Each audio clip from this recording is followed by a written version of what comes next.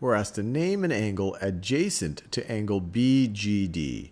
So angle BGD, let's see if we can pick it out. So here is B, here is G, and here is D right over here. So angle BGD is this entire angle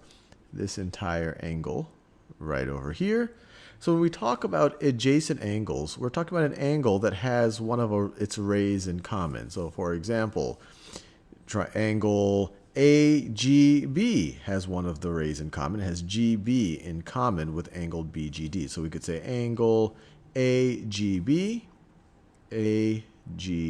which could obviously also be called angle BGA. BGA and AGB are both this angle right over here. You could also go with angle FGB because that also has GB in common. So you could go angle FGB, which could also be written as angle BGF. Or you could go over here, angle EGD shares ray GD in common. So you could do this angle right over here, angle EGD. Or you could go all the way out here, angle FGD. Angle FGD. These last two sharing ray GD in common. So any one of these responses would satisfy the question of just naming an angle, just naming one. Let's do this next one. Name an angle vertical to angle EGA. Angle EGA. So this is this angle. This is this angle right over here. And the way you think about vertical angles is imagine two lines crossing. So imagine two lines crossing just like this. And they could literally be lines. And they're intersecting at a point. This is forming four angles, or you could imagine it's forming two sets of vertical angles. So if this is the angle that you care about, its vertical angle is the one on the opposite side of the intersection. It's one of these angles that it is not adjacent to. So it would be this angle right over here. So going back to the question, a vertical angle to angle EGA, well, if you imagine the intersection of line EB and line DA, then the non-adjacent angle formed to angle EGA is angle DGB, actually what we already highlighted in magenta right over here. So this is angle DGB,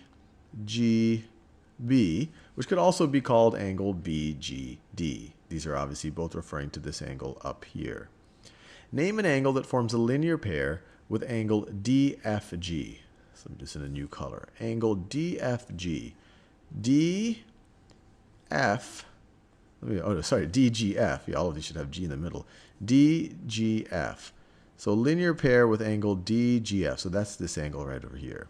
So an angle that forms a linear pair will be an angle that is adjacent where the two outer rays combined will form a line. So for example, if you combine angle DGF, which is this angle, and angle DGC, then their two outer rays form this entire line right over here. So we could say angle DGC, or if you look at angle DFG, you could form a line this way. If you take angle AGF, so if you take this one, then the outer rays will form this line. So angle AGF would also work. Angle AGF.